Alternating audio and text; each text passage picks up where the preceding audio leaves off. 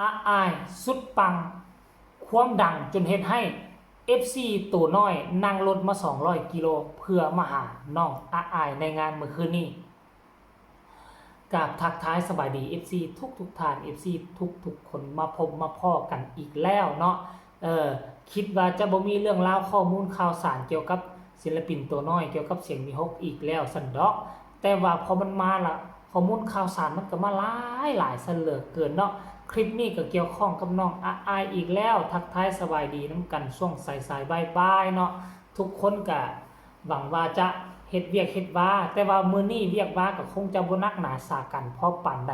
เพราะว่ามันเป็นวันเสาร์น้อยคือวันศุกร์นั่นเองท่านผู้ชมเนาะส่วนใหญ่แล้วจะเฮ็ดเวียกครึ่งมื้อหลังจากนั้นก็จะพากันแยกย้ายซ้ายสวยกันกลับบ้านกลับซองเท่านั้นแหละท่านผู้ชมเนาะหลายหน่วยงานก็มักเฮ็ดแบบซี่โดยเฉพาะคือหน่วยงานภาครัฐของพวกเฮาเนาะวันศุกร์นี่เขาเจ้าจะบ่ค่อยเคร่งครัดพอปานใดเฮ็ดตอนเช้าตอนสวยมากไผมีธุระสำคัญก็สามาร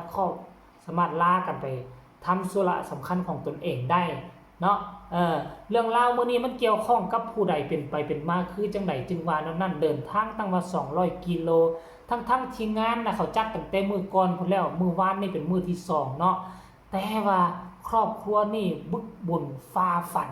เพื่อจะให้ลูกน้อยของตนเองได้มาพบมาเจอได้มาหาไอดอลของตนเองนั่นก็คืออายสกุลนพรเด็กน้อยคนนี้เบิ่งตามอายุอานามแล้วก็สิประมาณ2ขวบได้บ่ท่านผู้ชม2ขวบ2ปีบ่คิดบ่ฝันว่าน้องอายจะกลายเป็นเน็ตไอดอลของคนอื่นไปแล้วเดินทางตั้ง200กิโล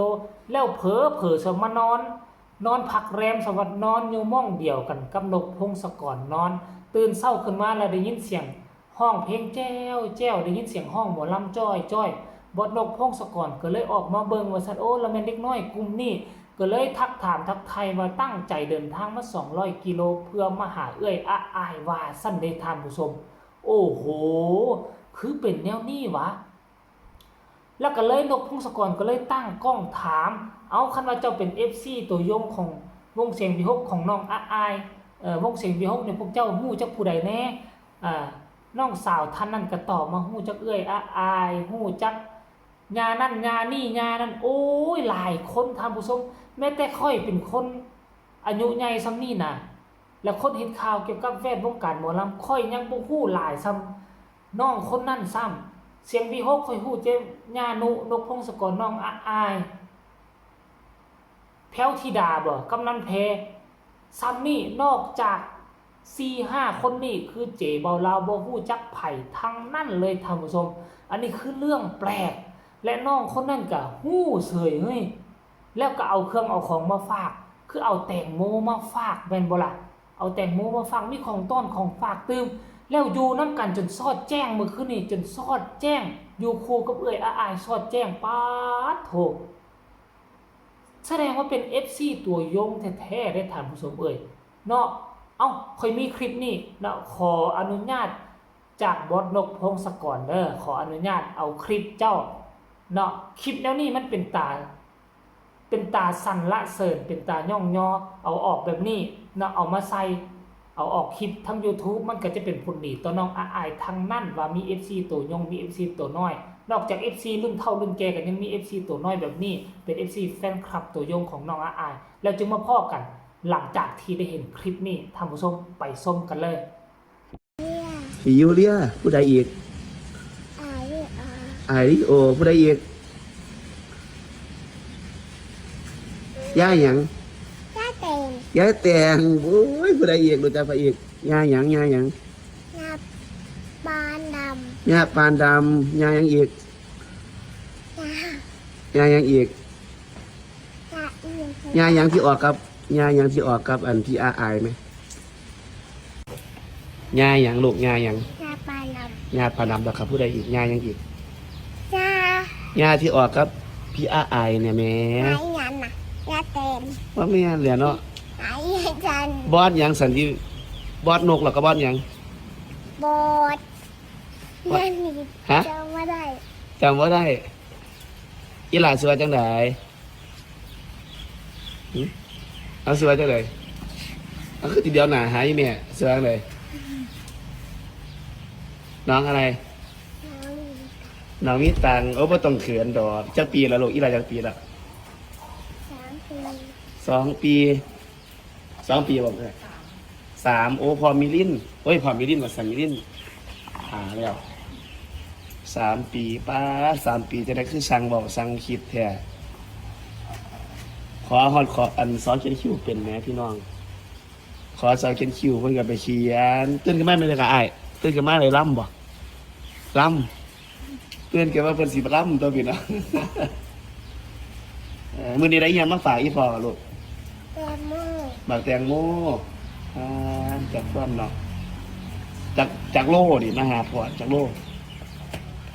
สอนโน 2 โล เอาไหมว่าเป็น2 โลดอก 200 กว่าโลเป็นเลยมาผักอยู่รีสอร์ทเดียวกันเมื่อพี่น้อง เป็นจังไดล่ะทุกคน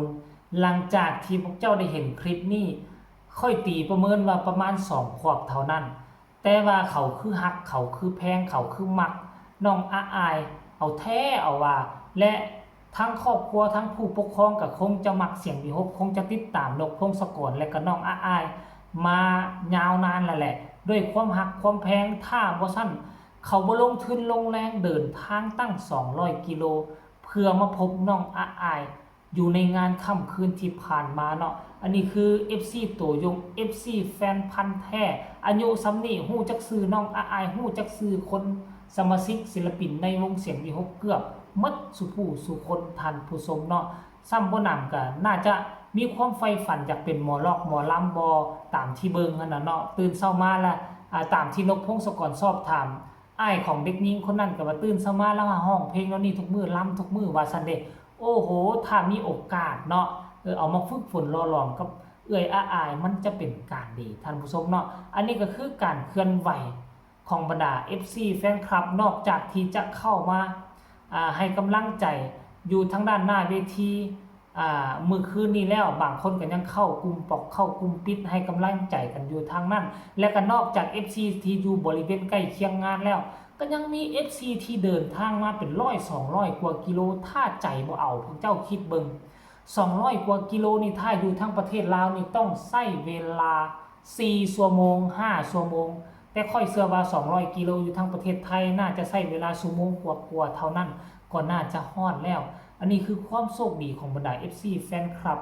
เนาะที่อยู่ทางฝั่งไทยถ้าอยากไปหาผู้ใดระดับ100 กิโล200 กิโลนี่มันเป็นเรื่องจิบๆจ่อยๆเนาะอันนี้เอามาฝากมาต้อนกันเพียงซ้ำนี้น้องอาอายก็มีศิลปินมี FC ตัวยงเช่นเดียวกันและก็กลายเป็นเน็ตไอดอลของบรรดา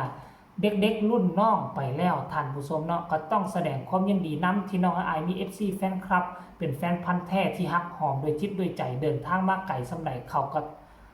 ต้องมาเพื่อลูกเพื่อเต้าของตนเองเนาะคลิปนี้น่าจะฝากฝังไว้ซ้ำนี้ฝากทุกคนกดไลค์กดแชร์กดติดตามเพื่อจะเอาพลาดในคลิปต่อไปใครมีคำตำหนิติชมคำคิดคำเห็นคือแนวใดต่อเหตุการณ์เรื่องนี้ก็สามารถส่งมาใต้คอมเมนต์ได้พบกันใหม่ในคลิปหน้าสำหรับคลิปนี้ขอกล่าวคำว่าสบายดี